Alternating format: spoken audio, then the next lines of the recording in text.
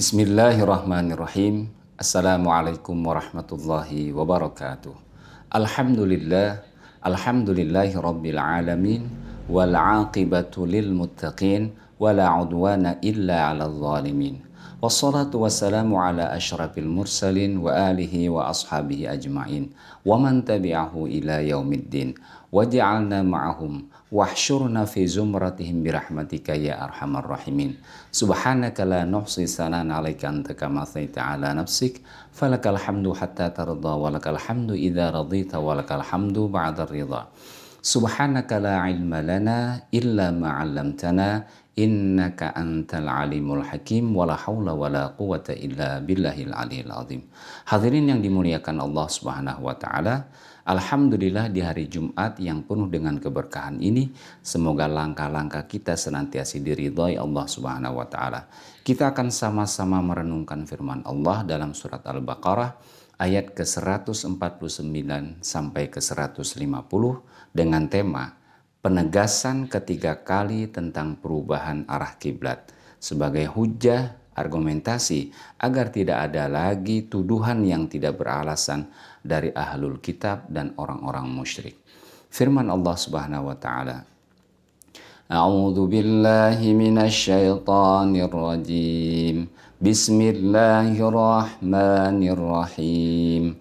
Wa min haitsu kharajta fawalli wajhaka syatral masjidil haram wa innahu lal haqqu mir rabbika wa mallahu bighafilin amma ta'malun.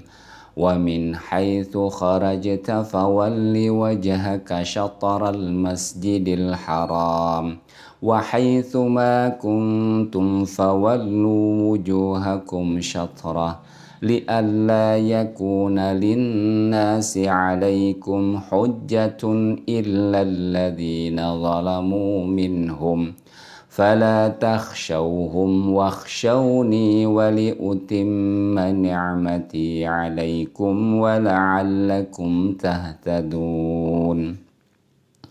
Dan dari mana saja kamu keluar, maka palingkanlah wajahmu ke Masjidil Haram.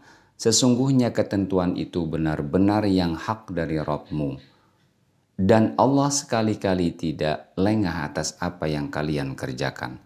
Dan dari mana saja kamu berangkat, maka palingkanlah wajahmu ke Masjidil Haram. Dan di mana saja kalian berada, maka palingkanlah wajah kalian ke arahnya, agar tidak ada hujah manusia atas kalian kecuali orang-orang yang zalim di antara mereka. Maka janganlah kalian takut kepada mereka dan takutlah kepadaku, kata Allah, dan agar aku sempurnakan nikmatku atas kalian dan supaya kalian mendapat petunjuk. Hadirin yang dimuliakan Allah Subhanahu wa taala, ini adalah perintah Allah Subhanahu wa taala yang ketiga kalinya untuk menghadap ke Masjidil Haram dari seluruh belahan bumi. Para ulama memang berbeda pendapat mengenai hikmah pengulangan sampai 3 kali tersebut. Ada yang berpendapat bahwa hal ini merupakan sebagai penekanan karena ia merupakan nasakh atau penghapusan hukum yang pertama kali di dalam Islam, sebagaimana dinyatakan oleh Ibnu Abbas dan ulama lainnya. Ada juga yang mengatakan bahwa perintah itu turun dalam beberapa kondisi. Imam Ibnu Katsir menegaskan bahwa jawaban yang rajih atau kuat adalah menurut Imam Al-Qurtubi, yakni wa qala Al-Qurtubi al-awwalu liman huwa bi Makkah wa tsani liman huwa fi baqiyatil amsar wa tsalisu liman kharaja fil asfar. Yang pertama itu ditujukan kepada orang-orang yang berada di Makkah. Kemudian yang kedua untuk orang-orang yang berada di negara lainnya. Dan yang ketiga adalah orang-orang yang melakukan perjalanan. Wallahu a'lam bishawab.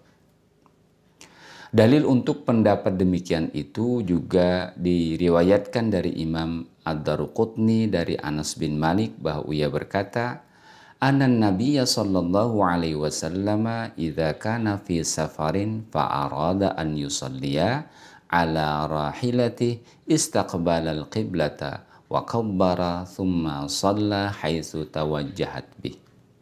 Jika Rasulullah SAW dalam suatu perjalanan dan ingin melakukan sholat di atas kendaraan beliau, maka ia akan mengarahkan tubuhnya menghadap ke arah kiblat.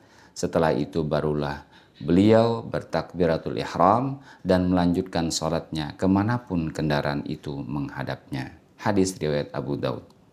Pendapat ini adalah diikuti Imam Asy-Syafi'i, Ahmad, dan Abu Thawr. Sedangkan pendapat yang kedua mengatakan bahwa seorang yang dalam perjalanan tidak harus menghadap ke arah kiblat. Ini diikuti oleh Imam Malik dan dalilnya adalah bahwa sebuah riwayat dari Ibnu Umar ia mengatakan, "Kana Rasulullah sallallahu alaihi wasallam yusalli wa huwa muqbilun min Makkah ilal Madinah ala rahilatihi." Ketika Rasulullah SAW sholat di dalam suatu perjalanan, di dalam suatu kendaraan, ia menghadap entah ke arah kota Mekah, entah ke arah Madinah. Kemudian Ibnu Umar menambahkan pada saat itulah turun ayat, فَأَيْنَمَا تُوَلُّوا فَثَمَّ وَجْهُ اللَّهِ. Maka kemanapun kalian menghadap, disitulah wajah Allah. Surat Al-Baqarah ayat yang ke-115. Imam Al-Qurtubi menegaskan bahwa wala ta'aruda bainal haditsain li'anna hadza min babil mutlaq wal muqayyad.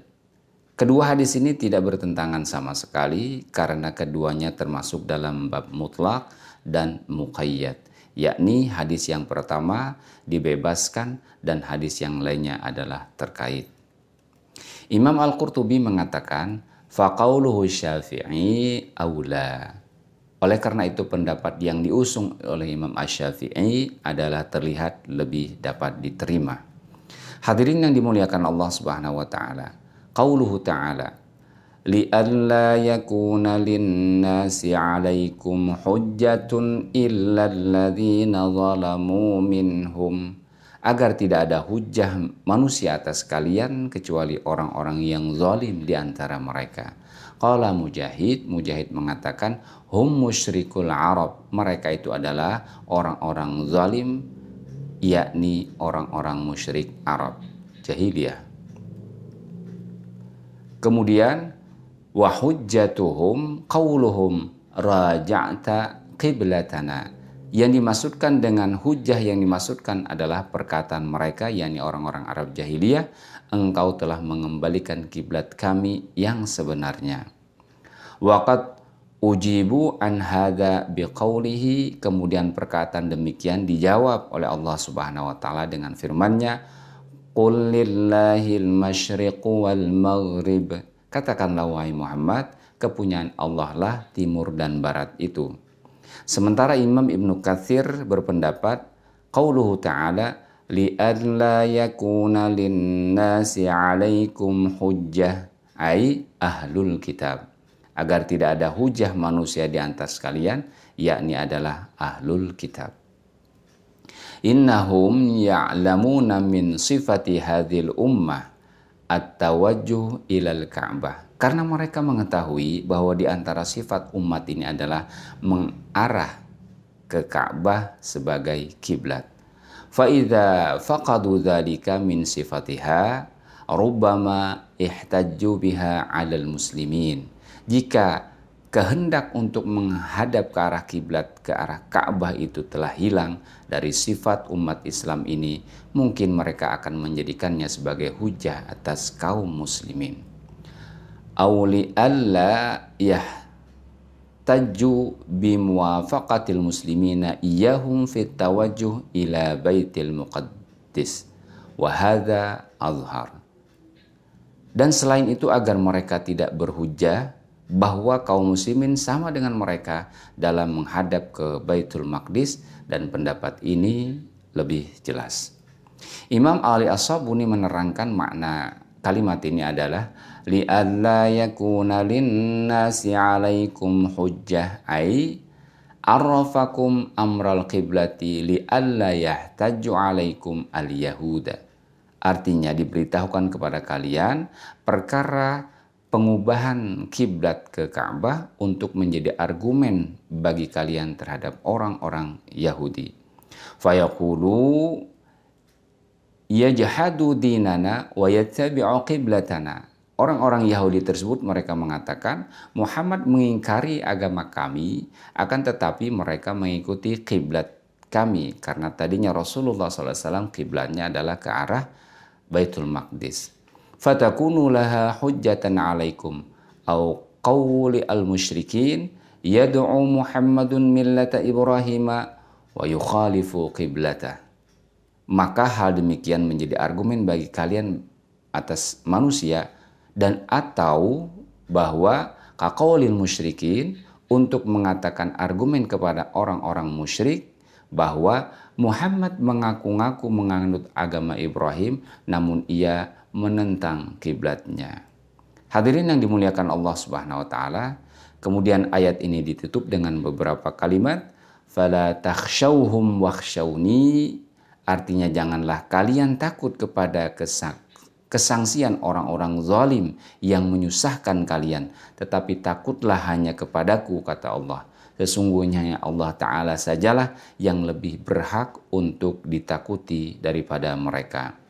Waliutimma ni'mati 'alaikum wa la'allakum tahtadun. Ai utimma fadli 'alaikum bil hidayati ila qiblati abikum Ibrahim wa taufiq li sa'adatid darain. Artinya Allah mengatakan, aku, kata Allah, menyempurnakan kemuliaanku untuk kalian dan dengan memberikan petunjuk arah kiblat kepada arah kiblat bapak kalian Ibrahim, dan aku anugerahkan kebahagiaan di dunia dan di akhirat. Hadirin yang dirahmati Allah Subhanahu wa taala, demikianlah makna firman Allah Subhanahu wa taala dalam surat Al-Baqarah ayat yang ke-149 dan 150. Allah kembali menekankan akan ketetapan perubahan arah kiblat. Ayat ini kian memantapkan bahwa perkara pengubahan arah kiblat agar menjadi hujjah, argumen bagi kalian atas orang-orang Yahudi yang mengatakan Muhammad mengingkari agama mereka. Muhammad, kata mereka, mengingkari agama kami namun ikut kiblat kami. Juga hujah terhadap orang-orang musyrik yang mengatakan Muhammad mengaku-ngaku penganut agama Ibrahim namun mereka menentang kiblatnya. Kemudian ayat ini merupakan hujah Rasulullah SAW mengarahkan kiblat ke arah Makkah. Dan hal yang demikian itu merupakan kesempurnaan nikmat dan petunjuk dari Allah Subhanahu wa taala. Demikian, assalamualaikum warahmatullahi wabarakatuh.